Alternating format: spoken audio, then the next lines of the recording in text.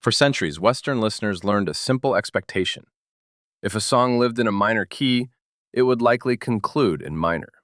Minor keys were associated with sorrow, introspection, unresolved longing.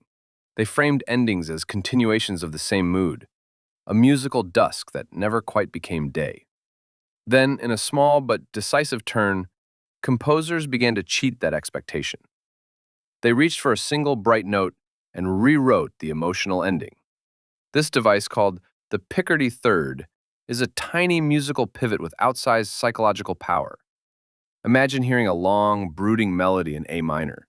The harmonies press down, voices converge on the minor tonic, and everything points toward a bleak resolution. Then, at the final chord, the composer raises the third of the scale by a half step. A minor C becomes C sharp, and the chord becomes A major. The room seems to inhale.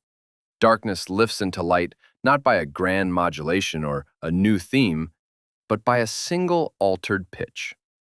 That raised third is the Picardy third, a last-minute blessing that turns sorrow into sudden consolation. The name hints at origins wrapped in history and legend. Some sources trace the term to Picardy, a French region where this practice supposedly flourished. Others suggest the word derives from the Old French picarder, meaning to prickle or to liven.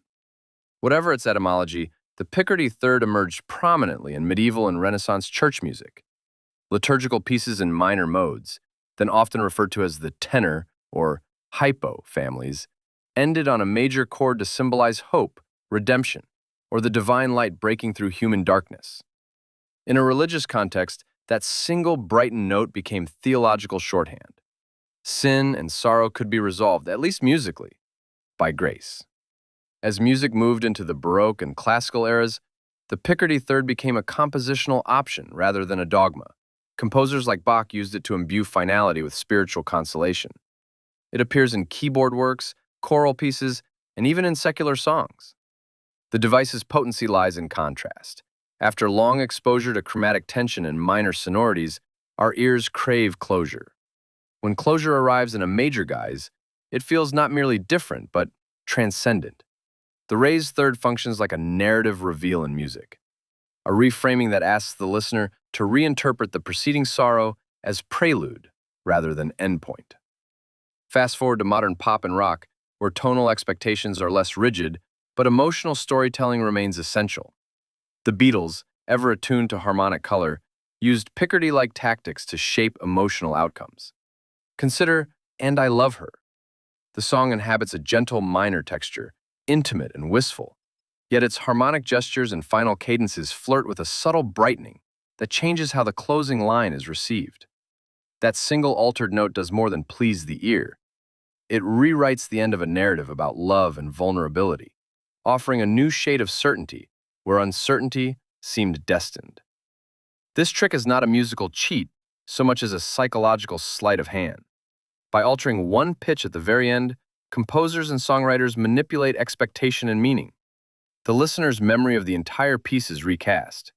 What sounded like unrelieved melancholy now contains a promise, a softened defeat, or a sudden triumph.